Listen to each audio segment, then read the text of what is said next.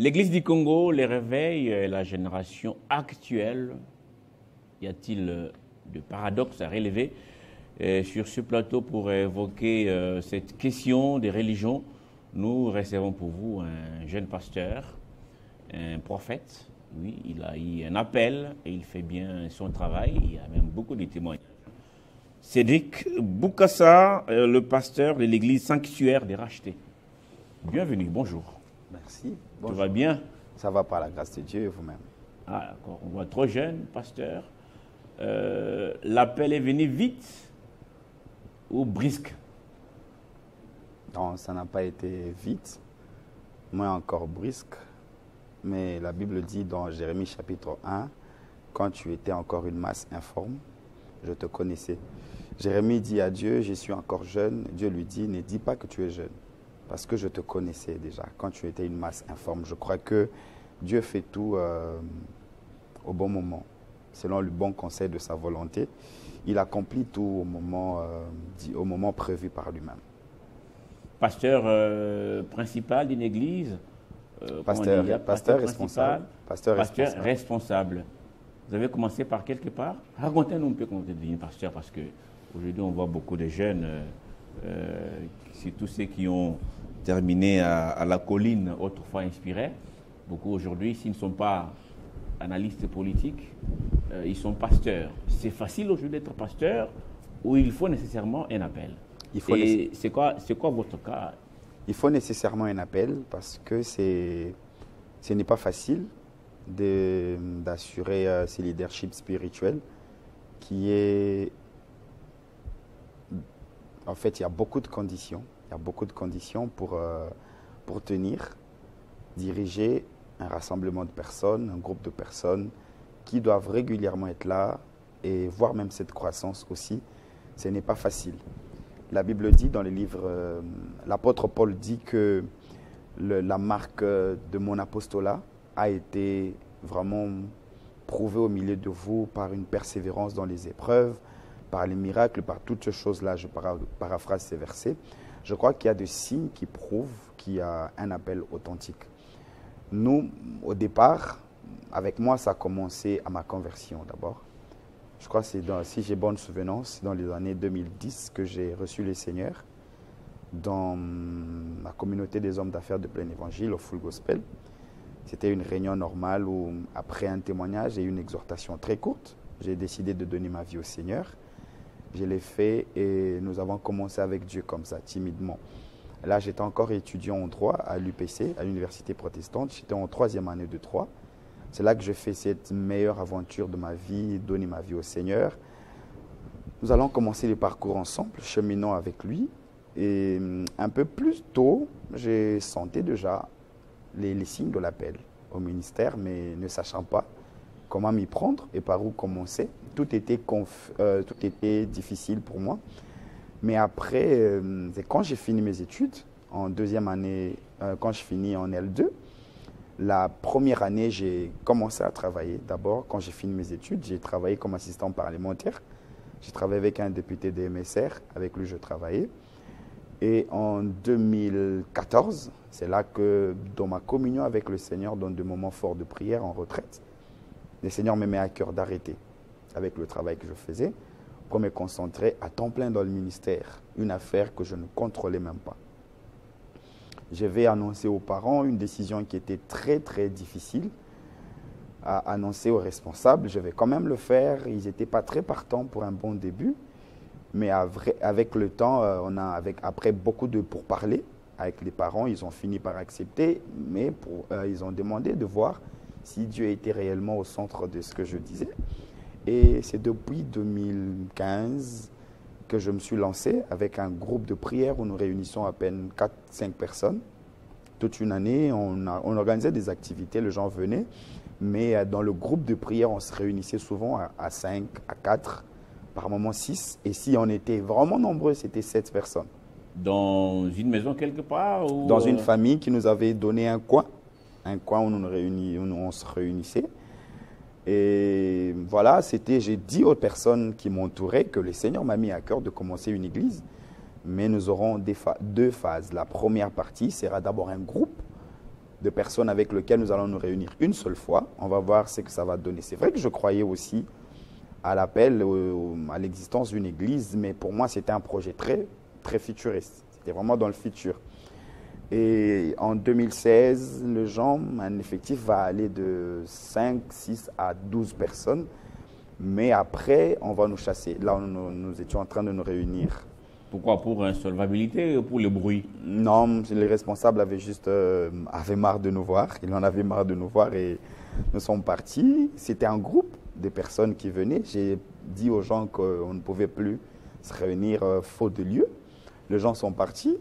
On a attendu en 2017, toujours avec le petit groupe de prière. J'ai encore fait appel aux personnes qui m'entouraient. Nous avons trouvé un autre endroit. Et le groupe s'est réunissait une seule fois par semaine.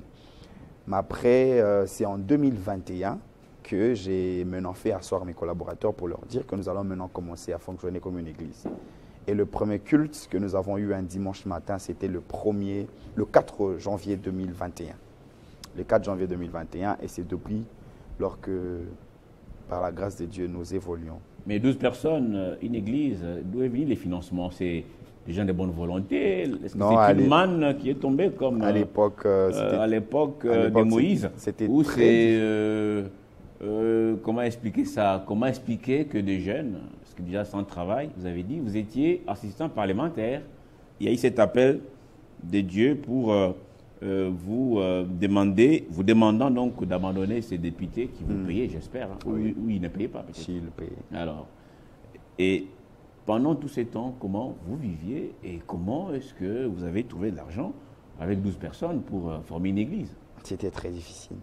Très difficile, on va carrément dire, on a frôlé l'invivable. On a carrément frôlé l'invivable. Mais parce que c'est Dieu qui était dans l'affaire, on a pu évoluer. On va pas entrer dans beaucoup de détails, mais c'était très pénible. Très pénible. On a vécu beaucoup de moments difficiles. Mais le Seigneur a fait grâce. Le Seigneur a fait grâce. Les gens qui venaient ne venaient pas pour une église. Ils venaient juste parce qu'on leur offrait de moments de qualité, de moments forts de prière.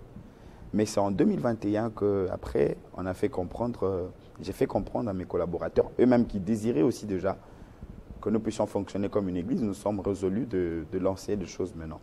Et l'effectif, par la grâce de Dieu. Il y a beaucoup de fidèles qui viennent. Oui, aujourd'hui, le Seigneur envoie. Le Seigneur envoie des personnes. Ah, d'accord. Alors, vous allez organiser une grande campagne qui vous avez. Il y aura l'affiche ici pour permettre à ceux qui nous suivent d'être avec nous en tout cas et de comprendre ce qui va se passer. Vallée enflammée. Je vois là, vous invitez d'autres pasteurs. Certainement, celui-ci peut être votre papa, non, n'est-ce pas? Et l'autre, certainement, votre grand frère. Vous êtes le plus jeune des trois. Ils sont comme invités pour cette campagne qui va couvrir pratiquement tous les mois de juillet. Parlez-nous un peu de ce thème. À qui comparais-je cette génération? Vous parlez de qui? Génération de TikTokers, TikTokeuses, influenceurs, influenceuses ou les sapeurs ou toutes ces personnes qui sont pleines dans le monde. Parce qu'il y en a qui vont à l'église, mais qui en même temps aiment bien le monde. Ils n'ont pas le temps, comme vous dites. Dieu m'a appelé, m'a dit, abandonne tout et sers-moi. Dans Matthieu chapitre 11, le verset 16, Christ parle un peu plus haut, il est en train de parler de Jean-Baptiste. Et dans le verset 16, il dit « À qui comparerai-je cette génération ?» C'est une grande question autour de laquelle nous allons tourner pendant tous ces 30 jours avec des éminents orateurs. Nous avons le révérend pasteur François Mutombo Vassilom, qui est un père pour moi. Nous avons le révérend pasteur Lord Lombo, l'un des grands prédicateurs de notre ville. Nous aurons des services de nuit avec le pasteur Bradimbala et le pasteur David Kataï qui vont travailler chaque vendredi la nuit. Et il y aura aussi des pasteurs de la maison qui vont aussi travailler parce qu'on aura des services de 12 heures sur notre page Facebook. Nous aurons aussi des services de nuit avec le pasteur de la maison. Nous avons quand même déjà un groupe de pasteurs qui servent Dieu avec nous au sanctuaire de Racheté. Et ce thème, c'est un questionnement, une question que le Seigneur pose quand il parlait. Il dit à qui comparerait cette génération? Ce sont des grands défis. Le contexte dans lequel Christ parlait par rapport à cette question sont totalement différents de ce temps. Aujourd'hui, cette génération, elle a aussi ses défis, elle a aussi ses réalités, elle a aussi ses problèmes. Je crois que nous allons tourner autour de tout ça. Nous allons tourner autour de tout ça. Cette génération avec... moi, je pense que nous sommes la génération qui est vraiment en train d'attendre le retour du Seigneur avec beaucoup d'exactitude, parce que la plupart du temps, la plupart des choses que le Seigneur avait annoncées sont déjà en train de s'accomplir.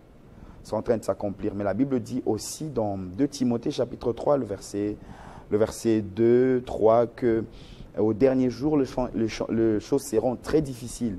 Les gens seront déloyaux, calomniateurs, amoureux de l'argent, fanfarons, aimant le plaisir plus que Dieu, ayant l'image de la piété, mais en reniant ceux qui en fait la force.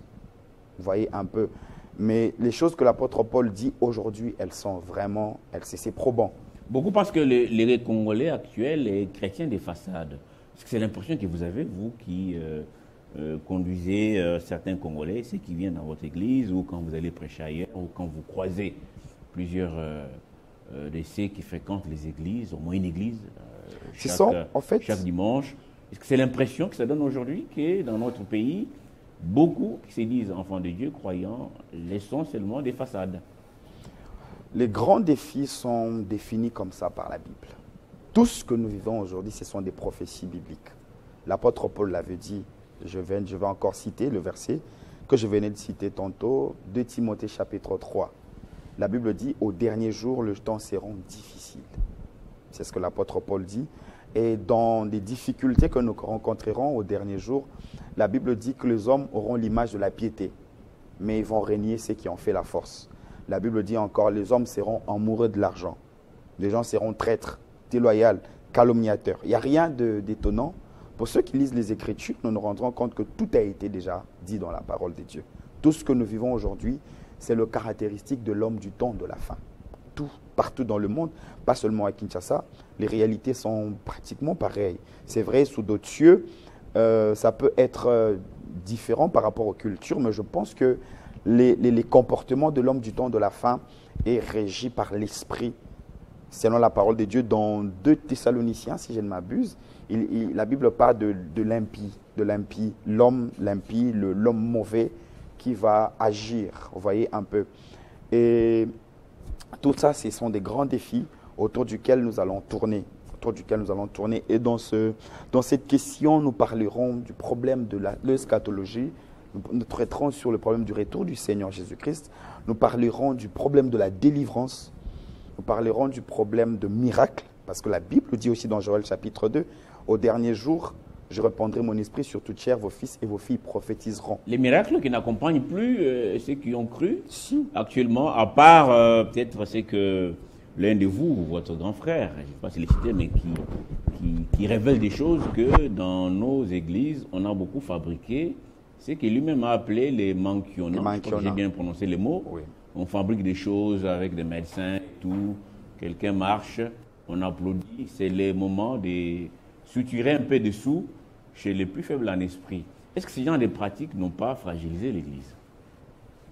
Je pense que tous ces devoirs, toutes ces malversations ont pour tendance à déstabiliser les saints, surtout la foi de plusieurs. Ceux qui apprennent que des choses pareilles se passent dans des églises, cela affecte leur foi. Mais je crois qu'il y a aussi des vrais miracles. On ne va pas seulement clamer le faux, mais il y a aussi de vrais. Il y a aussi des vrais miracles. Donc actuellement au Congo, il y a des vrais miracles qui accompagnent ceux qui ont cru. Actuellement, dans le monde, il y a des vrais serviteurs de Dieu qui font un grand travail. Et ici, dans ce pays, il y a aussi des vrais miracles. Je crois que il y avait une vidéo que je... On va suivre la vidéo, Jocelyn Toumba, on va voir ce que ça donne. On va voir le pasteur Cédric Bukasa à l'œuvre, certainement dans son église. Les Saint-Esprit. Il n'y a pas que des jeunes, il y a aussi du maman, du papa, du responsables. C'est certainement une grande église. Hein. Peut-être qu'un jour, nous serons invités pour aller voir un peu tout ça. Certainement. Et surtout constater. Certainement. On suit la vidéo et puis on revient. Une minute.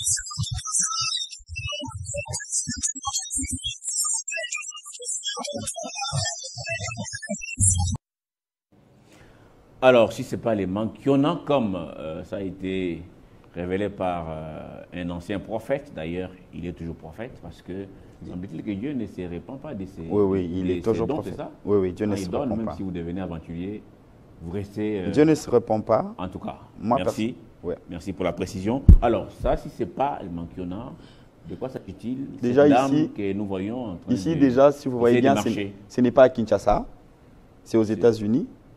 Là, vous avez été pour... J'étais en mission évangélique. Là, c'est à Miami, dans une église du pasteur Fleurine, si je ne m'abuse. C'est une église, le pasteur, il est haïtien. J'ai été invité, par la grâce de Dieu, je parlais du Saint-Esprit. Et voilà, il y avait une maman qui était paralysée. J'aurais appris qu'elle avait déjà fait 11 ans sans marcher. Elle était paralysée. Et là, par la grâce de Dieu, nous avons prié pour elle et elle a marché sur place. Déjà, ce n'est pas à Kinshasa. C'est à l'étranger, aux États-Unis, des gens qui ne me connaissaient pas, qui ne m'ont vu que ce jour. Et je ne pense pas que ça peut être des Mankiona. Déjà que je ne parle pas anglais, je ne sais pas comment on va se convenir avec cette dame. Vous voyez déjà comment elle marche. Et le Seigneur l'a guérie sur place, très loin d'ici, aux États-Unis. La grâce de Dieu s'est manifestée. C'est un miracle authentique. Je crois que les miracles, ils sont encore réels. Dieu, la Bible dit, dans Hébreux chapitre 13, le verset 8, Jésus-Christ est le même hier, aujourd'hui, éternellement. Jésus est réel. Jésus est vivant. Cette vidéo-là, ce n'est pas à Kinshasa. Et là, jusqu'à maintenant, elle marche. Elle marche. Vous avez ces nouvelles actuellement? Je suis en contact avec le pasteur. Moi, je n'ai pas ces nouvelles. Quand je vais prêcher dans une église, je ne prends pas les contacts des fidèles. Je reste pour se rassurer qu'il avait réellement marché. Donc... Pas forcément, ça ce n'est pas mon problème. Après, c'est. Il ne faut pas qu'elle marche aujourd'hui et demain elle réussit, pasteur. Non, je Là, ne pense ça pose pas. problème. Je ne pense pas. Il y a beaucoup parfois des gens qui disent bon, j'étais à la campagne, je ne pense pas. Mais en rentrant chez moi, je ne vois plus. Je ne pense pas. Elle était paralysée, elle ne pouvait même pas bouger comme ça. Mais le Seigneur l'a guérie sur place, elle a marché. Et il y a un grand témoignage, un bon témoignage à Miami, là-bas. J'ai de bons contacts avec le pasteur avec qui on discute. Je pense que s'il y avait eu de soucis après, il m'aurait peut-être fait signe. Alors Serge Kéchi depuis Bandal qui nous écrit « Bonjour Crispin, merci pour votre invité. Est-ce qu'il y a moyen pour les hommes de Dieu qui nous appellent à des parades, à des campagnes, de faire les bilans des anciennes campagnes d'évangélisation où certaines promesses des départs n'ont pas eu lieu. Venez, vous allez voir ceci et cela. Et finalement, après, on évoque une question de la foi. Je ne sais pas si vous comprenez sa question. Voilà, j'ai une idée de ce qu'il est en train de dire. C'est comme si avant des croisades, avant une activité, le pasteur peut dire, venez, vous allez voir. Oui, on fait des promesses. Venez, vous allez voir, les boîtiers vont marcher, les aveugles vont voir. Ça, c'est même biblique, hein? La Bible dit ça. Que oui, le miracle qui accompagneront. Oui. Et finalement, les gens viennent à la campagne, prière, on prie, à la fin, chacun rentre chez soi comme il était venu. Monsieur Crispin, il y a un problème, c'est que l'homme de Dieu peut aussi bien préparer le service, le Seigneur peut être là, mais la foi, elle est dans tous les deux côtés. De tous les deux côtés, voulais-je dire. La foi, elle est du côté de l'homme de Dieu, mais aussi du côté de ceux qui doivent croire au miracle. Vous savez, avec tout ce qu'on raconte aujourd'hui, je ne suis pas, au fait, contre le fait qu'on dise qu'il y a des mains qui en ont. Moi, je n'ai jamais vu ça personnellement. Je ne vois pas, je ne le vis pas dans mon ministère. Dans mon ministère, je vis la main de Dieu par sa grâce. On ne va pas se prendre la tête, mais nous voyons ce que Dieu fait, partout où nous partons. Vous ne serez jamais tenté un jour de faire aussi les mains qui en ont pour dire, maintenant que ça... Je ne sais même pas pourquoi. Maintenant que ça devient bouillant, hein, laissons que ça continue, que ça se Je pense multiplie. que ceux qui font ça, Dieu ne les a peut-être pas appelés. Je pense. Ou soit ils ont...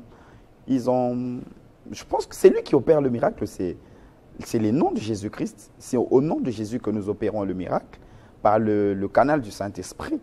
Et quand la personne est en bonne communion avec le Saint-Esprit, je ne sais pas pourquoi la personne elle va faire tout ça. Vous voyez? Et la foi, je disais aussi que la foi doit être dans le cœur du peuple de Dieu. Le peuple de Dieu doit croire que Dieu peut agir. Vous voyez? Et quand la foi n'est pas dans le cœur de ceux qui attendent le miracle, même si les pasteurs prient, ils prêchent, ça ne fera rien. Et il y a tellement aujourd'hui des difficultés que la foi de plusieurs personnes a été affectée. Et les gens ne croient pas. Vous voyez, quand vous ne croyez pas... Donc la situation du pays a un impact sur les niveaux de foi, s'il faut dire comme ça. Je vais par contre dire que c'est quand le peuple de Dieu ne croit plus que Dieu opère. C'est quand le peuple de Dieu ne croit plus au miracle, là c'est difficile que le miracle s'opère. Est-ce que vous savez que Jésus n'a pas fait de miracle dans la contrée où il était né? Jésus n'a fait aucun miracle là-bas parce qu'il suffisait qu'il se lève, on va dire c'est le fils de Joseph, c'est le fils de Marie. Ça veut dire quoi? L'environnement peut empêcher à la main de Dieu d'agir. Jésus n'a fait aucun miracle là où il a grandi. C'est ça. Et le diable a amené le peuple congolais à croire que Dieu n'agit plus. C'est vrai qu'il y a des aventures. C'est vrai qu'il y a beaucoup de malversations. Mais le Seigneur est réel. Dieu agit encore. Le Saint-Esprit est avec nous. Le Saint-Esprit, c'est Jésus-Christ sous une forme invisible. Dieu n'est pas fatigué. Pourquoi nous allons croire qu'il y a des mains qu'on a alors que le Seigneur est encore réel? Alors que Jésus-Christ agit encore. Vous voyez, 2, 3, 4 petites aventures peuvent être décriées dans le chef de certains serviteurs de Dieu, mais ce n'est pas pour autant que Christ n'opère pas. Vous voyez, vous avez vu, je ne veux pas insister sur ça pour me prendre la tête, mais ce n'est pas le seul miracle que j'ai vécu dans ma vie, notre église. Et ça vous surprend ou vous dites ça devait arriver? Je suis sidéré, je suis toujours étourdi quand je vois ça. Toujours étourdi. Et cela me pousse encore à craindre le Seigneur, cela me pousse encore à chercher le Seigneur. Ici, à Kinshasa, j'ai vécu beaucoup de choses, beaucoup de miracles. J'ai vu des personnes avec des béquilles. Nous ravissons les béquilles, les personnes marchent. Mais là, quand je suis arrivé aux États-Unis, c'était, je crois, j'avais fait 1 mois. Je prêchais à Dallas, je prêchais à Kentucky, je prêchais à Indiana, je prêchais dans quelques villes. Et c'était à quelques jours de mon retour pour Kinshasa. On m'invite à Miami. J'arrive, la nuit, je préparais le service. Je vois, le Seigneur me montre qu'il y aurait une femme qui viendra et qui sera paralysée. Et le Saint-Esprit me dit, tu prieras pour elle, elle marchera. Pendant que je suis en train de prêcher, je vois, on fait entrer la dame sur une chaise roulante. Et j'ai dit que j'avais vu ça la nuit. J'ai interrompu le service. Je demandais qu'on l'amène devant. Je parlais en français, il y avait un interprète. On va amener la maman et le protocole va me dire à l'oreille qu'elle ne marchait pas. Et j'avais dit non. Moi, le Seigneur m'a dit qu'elle va marcher. Nous avons prié pour elle, elle a marché sur place. Vous voyez, donc il faut que le peuple de Dieu croie que Dieu agit encore. Il faut que le peuple de Dieu croie que le Seigneur est réel. Le Seigneur est réel, le Seigneur agit. Jésus-Christ est puissant. Je répète ici que Jésus n'a opéré aucun miracle dans la contrée où il a grandi. Parce qu'il le connaissait, parce qu'il ne croyait pas en lui. Oui. Alors, revenons un peu à cette affiche, Jocelyn Toumba. Déjà, l'église se trouve à quelle L'église, elle est à Kitambo. Nous sommes à Kitambo sur le croisement OUA Limaya. Limaya 22 bis. L'église, elle est sur le Macadam, juste à côté du Macadam, voulais-je dire. Nous sommes à Kitambo, sur l'avenue Limaya numéro 22 bis. Le séminaire commencera du 2 au 31 juillet. Le 2 juillet au 31 juillet de 17h à 20h. Mais chaque vendredi, nous aurons veillé de 22h à 5h. Pendant 30 jours, le peuple de Dieu sont conviés à venir vivre la main de Dieu. Alors, est-ce qu'il y a assez d'espace pour du monde si les gens qui nous suivent veulent participer? Est-ce qu'il faut obligatoirement venir ou c'est à travers peut-être des liens? Oui, ceux qui sont à l'étranger et autres. Allez-y. Ceux qui sont à l'étranger peuvent bien certainement nous suivre. Déjà, Le Seigneur permet par le canal de réseaux sociaux qu'il y ait beaucoup de personnes qui nous suivent déjà, à l'étranger, en province, partout dans le monde. Vous pouvez nous suivre sur le Facebook, l'Église Sanctuaire de Racheté, sur TikTok, voilà, dans les réseaux sociaux, nous aurons toutes ces adresses-là. Et quel sera l'essentiel, hein, en tout cas l'essentiel du message qui sera passé pour les Congolais d'abord, ceux qui sont ici et même ceux qui nous suivent, ceux qui vont suivre cette grande campagne à travers le monde. C'est quoi? Pourquoi vous voulez parler de ces thèmes? Qu'est-ce que vous voulez faire passer comme message? Les enjeux du temps de la fin. Les enjeux du temps de la fin. Les enjeux du temps de la fin. Nous devons comprendre l'homme chrétien du temps de la fin. Quels sont les enjeux qui l'entourent? Quelles sont les difficultés auxquelles il est buté? Le chrétien du temps de la fin. Que doit-il savoir? Quel est le plus grand objectif, le plus grand défi? Christ dit dans Luc chapitre 18, « Quand le Fils de l'homme viendra, trouvera-t-il la foi ?» Jésus n'a pas posé la question de savoir quand le Fils de l'homme viendra, trouvera-t-il une église? Il n'a pas dit est-ce qu'il trouvera des hommes qui prient. Jésus n'a pas dit est-ce qu'il trouvera des hommes qui craignent Dieu. Il a dit trouvera-t-il la foi? C'est les grands défis. Et la Bible dit que par la foi nous sommes agréables. Par la foi nous sommes sauvés. Par la foi nous devenons enfants de Dieu.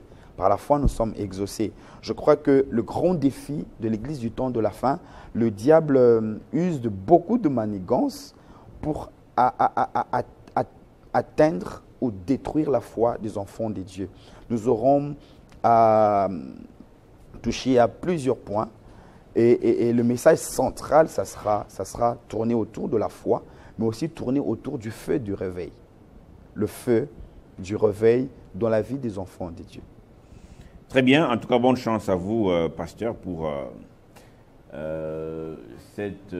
ces grands services qui va démarrer, je rappelle, le 2 juillet prochain. Ça va couvrir tous les mois jusqu'au 31 juillet, de 17h à 20h.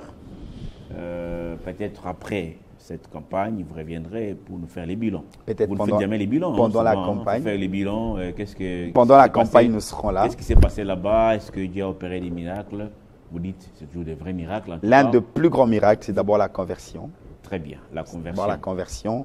Et nous courons aussi après ça le salut des âmes, pensant que plusieurs seront encore gagnés au Seigneur. Beaucoup pensent que la conversion, c'est un processus. Ce n'est pas parce qu'il dit j'ai cru que c'est vrai. Donc, il y a des étapes. C'est d'abord les saluts. Quand la personne est sauvée, après vient cette étape-là. Cette étape-là, très bien. Merci, pasteur Cédric. C'est moi qui vous dis merci. 50.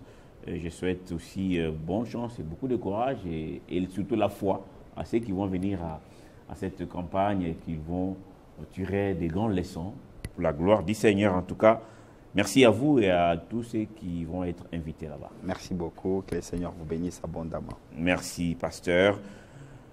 Merci à vous. Nous marquons une pause avant de recevoir Christian Bokaya pour parler sport.